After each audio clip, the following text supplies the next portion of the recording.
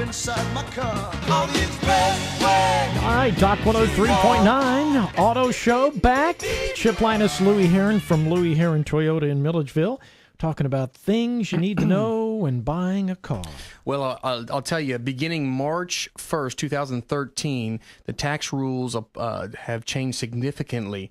We have a couple different variables that happen. First of all, everybody knows about the birthday tax, the ad valorem tax, the one-time tax, property tax, so to speak, on your automobile that you pay based on the value of your car. It could be $300, $400, $500, $600 one-time fee every year that you own the vehicle. Well, since March 1st, that particular birthday tax, as well as sales tax and use tax, are now eliminated. That's right, I said they're eliminated. However, don't get too excited. The taxes are replaced by a one-time tax called the TAVT tax, the title and ad valorem tax fee. The dealership's required to actually accept this and take this one-time fee and submit that in. So the good news is you no longer, once you pay your tax on the automobile, or you pay this TAVT, you no longer have to pay ad valorem year after year after year after year. So that's good. That is good. Okay. Now, again, there's a lot of twists in this thing. One of the things I will tell you that I think is huge that you need to know: when you leased a car, you paid taxes on the lease payment. You didn't pay it on the dollar amount of the car. Now, that was a huge benefit because if the residual was 60%, that's what's left over at the end of the lease. You paid basically 40% of the car. I see. So your taxes were based on 40% of the car, not 100% of the car. Therefore, you would have saved a lot of money in leasing. Well, now you pay that same TAVT on leases, so you don't pay tax on the payment like you used to. So that is that's a detriment. If you're going to lease a car, you've got to consider that and factor that in. I'm going to cover one thing, and then we'll bounce to something else, and we'll kind of keep throwing in this tax thing because it is convoluted. But I will tell you, how do you figure the tax? Well, here's how it works, and it's very, very important. You know that if you live in a 7% county, taxes were easy to figure. If you paid a $10,000 car, taxes 7% was $700. You could all figure that. Well, now it's not that easy. Now what the dealers have to do, and the consumers can do it as well, you go online and you put in the VIN number of the car you're going to buy, and it tells you what the future market value of that car is going to be. Who figures that? The state. All right. Okay. I mean, we put it in and it's like, boop, pops up. I mean, we don't have any it's an arbitrary number they come up with through their algorithms that they do. I don't even know how they do it. But whatever it is what it is. We've got to factor that in.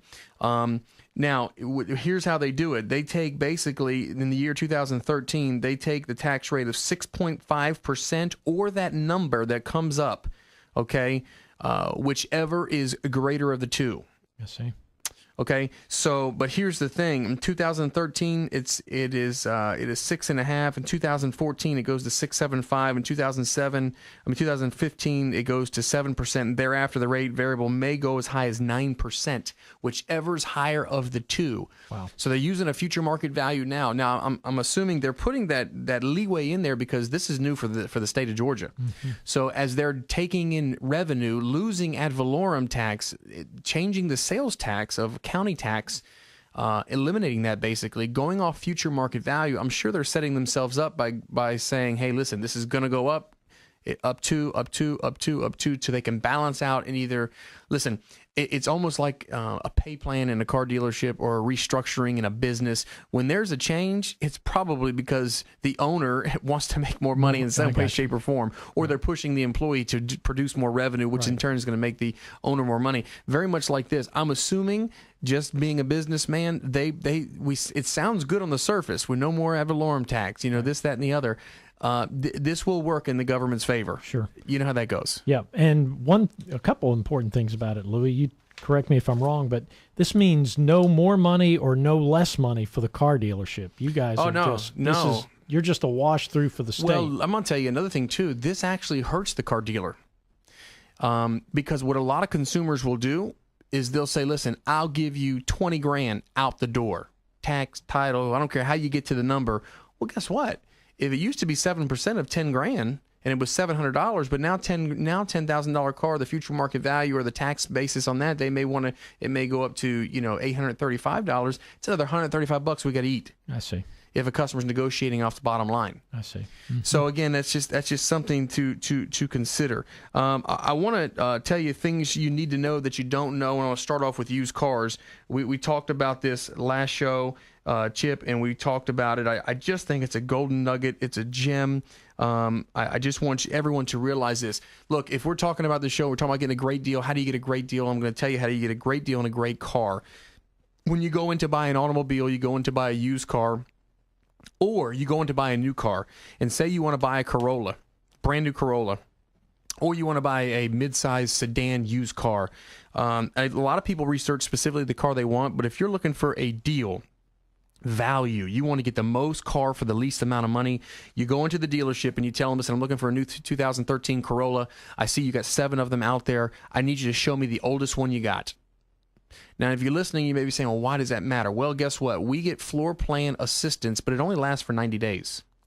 So in other words, if we get a credit to pay for the floor plan and that car is not sold in 90 days, guess who's got to pay for the interest after 90 days? The dealer. I do. Yeah. So we know that from a dealership, I'm pushing the managers, sell the oldest car. If you got to make a deal, sell it because I'm paying interest on this car. I've got no assistance from Toyota. Move the car. Move the car.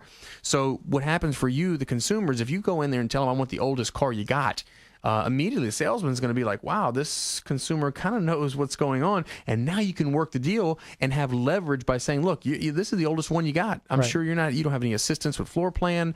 If you need this car to go, that's the car I'll take. I'm willing to pay this for it. Again, that is a gem of knowledge that if you can apply that, I promise you to get you a great deal. Now flip to used. What if you want to get a used car and all you know is you want a truck? Well, what I would tell you is I would go into the dealership and I would say, listen, I want you to tell me your 10 oldest vehicles you have. I just had a meeting yesterday, Chip, with the used car manager and my general sales manager, and we discuss once a week all aged inventory. If you're listening right now, I want you to understand something. When you trade in a car and you're very upset about the negative equity you have, listen, don't be too upset because every dealership in the country has negative equity on their cars. We look at our inventory, and if we appraise a car today for $10,000, in 60 days, that car is worth $8,000.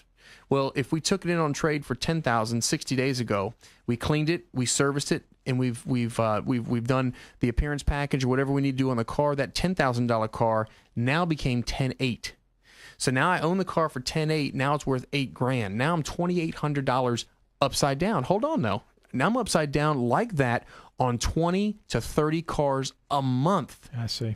So when you come in and tell a manager or a salesperson, I want your oldest cars, and you land on that Chevy Avalanche, and you know you want a truck, but you weren't really thinking an Avalanche, but you know that car is 110 days old or 93 days old, and we may already be $2,000 or $3,000 higher or upside down in that car, and we know we're going to have to take that car to the auction. Chip, I'm telling you, the dealership would much rather sell it to Chip, okay, and have an opportunity to do financing with you, maybe sell a warranty, maybe you have a trade-in, and more importantly, we have a consumer that we've sold it to, not some wholesaler that we'll never see.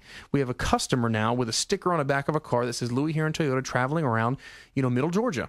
Right. So think about this. Golden gems. I got some other ones when we come back from the break that you don't want to miss. You want to stay with us. Yeah, and if you don't sell it to me, it may be 60 more days before another guy's in there interested. Absolutely. So you want a golden gem. Get it gone. All right. Get it gone. That's what we're all about. Play my music. Play my music. That's what we're all about, giving you deals, telling you how to make the best deal on your new or used car. It's the Auto Show. Chip Lyness, Louie Herron from Louie Herron Toyota. We got the weather and more of your favorites next on the dock.